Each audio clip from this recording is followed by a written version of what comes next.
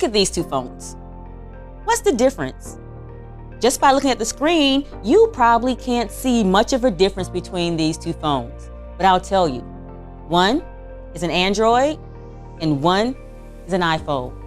And the reality is between the two, there isn't much of a difference. Though there isn't much difference between the phones, one is superior simply because of the systems that have been created around it. You think I'm kidding? Try hooking up your Android into a brand new car.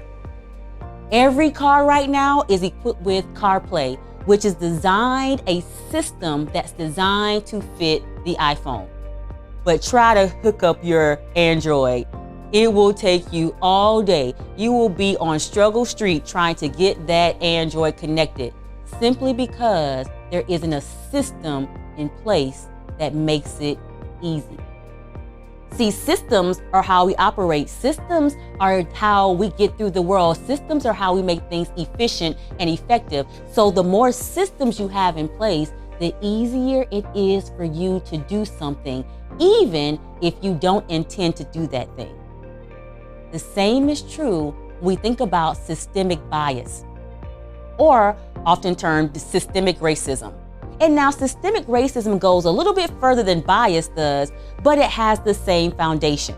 Just like the iPhone, there are systems put in place that makes it easier to use the iPhone, even if you wanted to use an Android.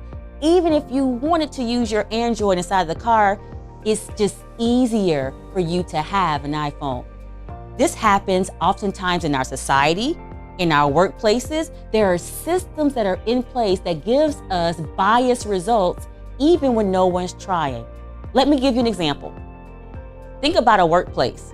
How many places have you worked where they have a referral program? This means that candidates for jobs get preference if someone who currently works in that company refers them. Well, what if your company, as in many companies, has a majority white employee base?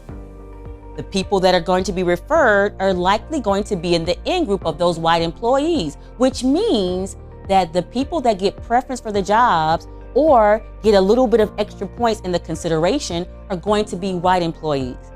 And there you have a system. Without anyone even trying, this system creates biased outcomes. And so these systems are in place. And without anyone even trying, these systems give a biased result. Now, what can we do? On a global scale, we can begin to assess what types of things are in place within our organizations. For example, the company. Do we have a referral process that is biased even without anyone trying? Do we have a promotion or performance evaluation process, again, that delivers a biased result when we aren't even trying to? But on an individual scale, we can start asking questions at our organization. Step back and ask yourself, as you look around your organization and see how things are turning out, ask the question, how are we getting these results? If I look at an organization and I realize, wait a minute, there are no members of the LGBTQIA+ community in this department, despite there being a large population in our organization. Ask yourself, what is in place that allows us to get these results, even with no one trying? It won't be until we as individuals start asking the questions and holding organizations accountable, it won't stop until we do something. And so when we ask the questions and hold organizations accountable, that's when things begin to change. So take the responsibility for eliminating the systemic biases that exist in your workplace and in your environment.